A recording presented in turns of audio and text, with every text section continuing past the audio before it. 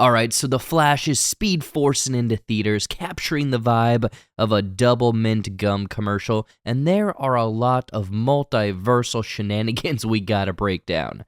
We're gonna be diving into all of it here in this video, full story breakdown, cameos, ending explained, post-credit scene, along with our reaction and review of this latest DCEU, or is it just DC movie? I'm gonna be honest, I have no idea. But if you don't want spoilers, then lace up those tennies and get out of here. Otherwise, thank you so much for clicking this. But like this video and subscribe if you haven't already for even more videos like this coming soon. But yeah, let's sprint headfirst into The Flash. I can fix things. I can save people. I can save my mom. I can save your parents. Alright, so there is a quick, pun intended, opening sequence of Barry helping Batman with some Gotham criminals who have stolen an engineered virus from a lab. The movie makes damn sure the viewers know the other Justice League members are busy with their own matters, so the "why not just call Superman" crowd can zip it.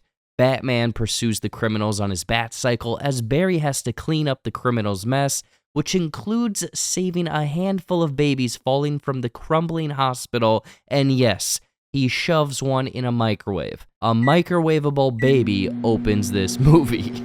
We settle into Barry's current endeavors, working at the criminal forensics labs, hoping to find more conclusive evidence that proves his father did not kill his mother. I did not. However, nothing is turning up aces as he remembers the day his mother perished, causing Barry to emotionally run off into nowhere, soon realizing he's able to tap into the Speed Force, traveling back in time to the day prior with the microwavable baby. Barry talks with Batfleck about his discovery, theorizing he could go back in time, prevent his mother from even dying, and that is all good. However, Bruce warns him that even changing one single blade of grass could, ripple effect, the butterfly effect events, and be catastrophic. Barry seriously takes this into consideration until a conversation with Iris West, pushing Barry to try the Speed Force switcheroo anyway. Barry travels via the Speed Force back to the 2000s-ish, there's not really a specific date, thinking if his mother doesn't forget a can of tomatoes, then all will be okay. Yeah, the whole fiasco is caused because, checks notes, Barry's dad forgot a can of tomatoes for dinner. Great.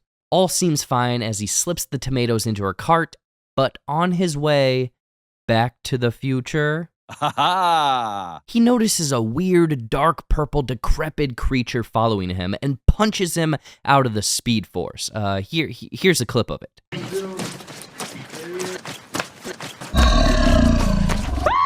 Barry doesn't think twice because he is now in a future where his mother and father are happily together. He did it. Barry cracked time oh geez, no he did not, as another Barry shows up, with future Barry soon realizing he was forced out of the Speed Force at the wrong time, place, multiverse, as the year is actually 2013, but in a completely different universe. Now, all of this is pulling and twisting elements from the Flashpoint run of comics, where the world Barry thought he knew is no longer how everything is, different Batman, all that jazz. Also, just moving forward in this video, there's going to be two Barrys, so I'm going to call them Past Barry, the younger 18-ish-year-old, and Future Barry, the one that started this whole mess. After a brief conversation, future Barry realizes the date, urgently saying that they have 30 minutes until his younger self is supposed to get his powers. So they rush over to the criminal forensics labs, setting past Barry in the exact position he was that night. However, in an unfortunate series of events, the lightning and chemicals strike future Barry, passing through him into past Barry, resulting in past Barry gaining the powers, while future Barry loses his. Future Barry discovers that there are no meta-humans, no Wonder Woman, no Cyborg, no Aquaman, and worst yet, Eric Stoltz starred in Back to the Future rather than Michael J. Fox. No, this can't be happening! Fun fact, Eric Stoltz originally starred in Back to the Future, but didn't have the vibe Robert Zemeckis was looking for, later replaced him with Michael J. Fox. You get it, it's a joke because of different universe. However, Future Barry does learn that a Batman does exist in this world. However, after arriving at the Wayne Manor, it's soon realized Batfleck is not this universe's Batman, but rather an aged and retired Michael Keaton from 1989's The Batman. You want to get nuts?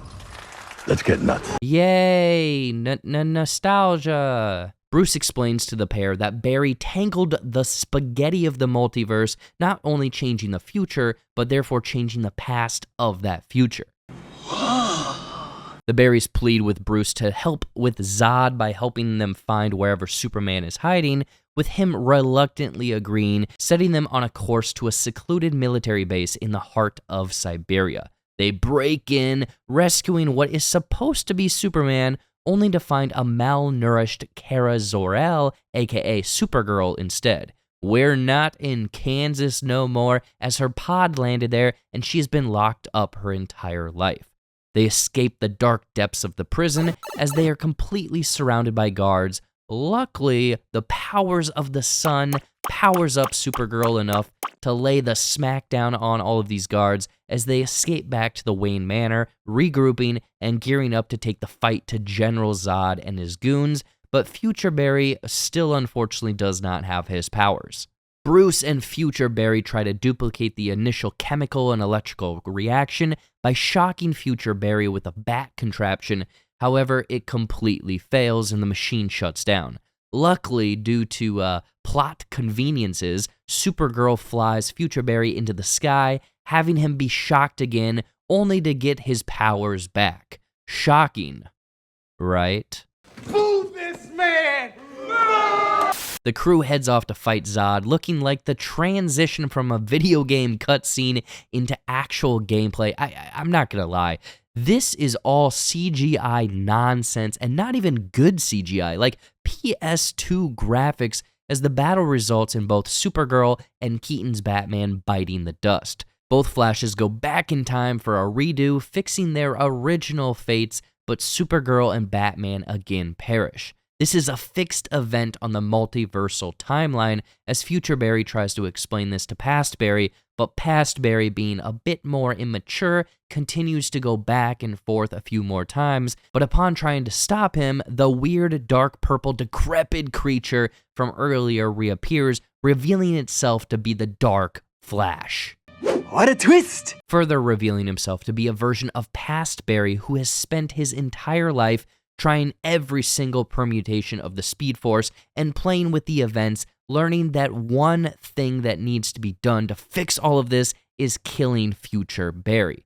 In a metaphorical face yourself, face your selfishness, face reality, Future Barry and Dark Flash flow through the Speed Force so much that alternate multiverses, each colored differently like the 7 forces of the universe, are seen smashing into one another as existence begins to unravel.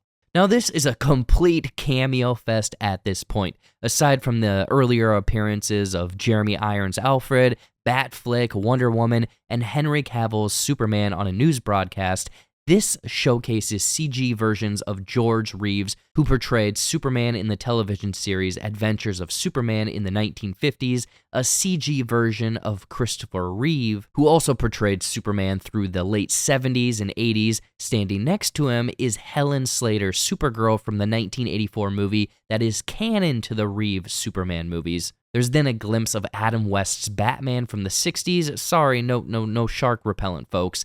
Teddy Sears' Flash from the CW Flash series, rocking the same iconic helmet. And last but not least, because he is probably given the most featured spotlight here, Nick Cage as Superman from the scrapped Tim Burton Superman Lives movie. And I'll be damned if I didn't get really turned on. This scrapped movie is well documented in a great documentary called The Death of Superman Lives, What Happened. I highly recommend it. But here he's wearing a similar suit from the behind-the-scenes footage from that movie, long flowing black hair, laser beaming a giant spider, of which I'm assuming that they took influence from the Spider Brainiac concept art from the Superman Lives movie. So it is a cameo-filled jizz fest for a few minutes here, so don't be surprised if some degenerate stands up to scream, "Let's go!" at the screen during your showing.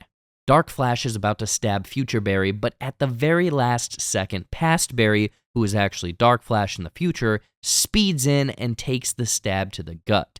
This retroactively causes Dark Flash to disappear because it's all a looper situation. He dies in the past, so therefore his future self never existed, allowing future Barry to right the wrongs of the past, returning the can of tomatoes back to the shelf.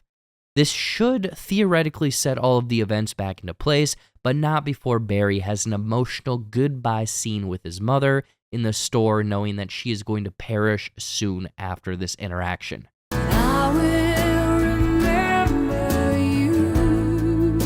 Barry's speed forces back to his present where everything seemingly looks to be the same, except Barry did change one little thing: the camera placement in the grocery store, which now provides evidence his father didn't kill his wife, allowing him to be set free from prison.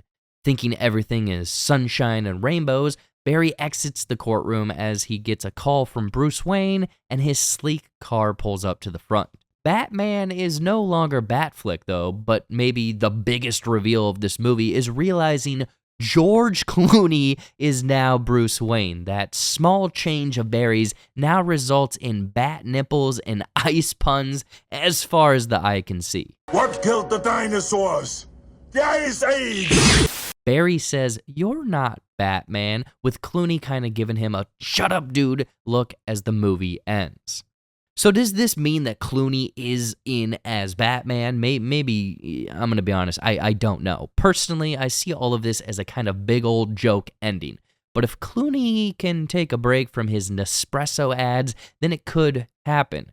But I think this is a final bit of nostalgia and goofiness rather than an actual, here's the new Batman, enjoy. Maybe it will all play into a sequel because the studio has announced that Ezra Miller will not be recast if there's a sequel, and according to Variety, the studio has already a finished script from David Leslie Johnson McGoldrick if a part 2 is in the cards. It also was mentioned that Keaton and Callie's Batman and Supergirl will guest star in a sequel if Flash 2 happens. I don't know, man. Honestly, death means nothing to these movies.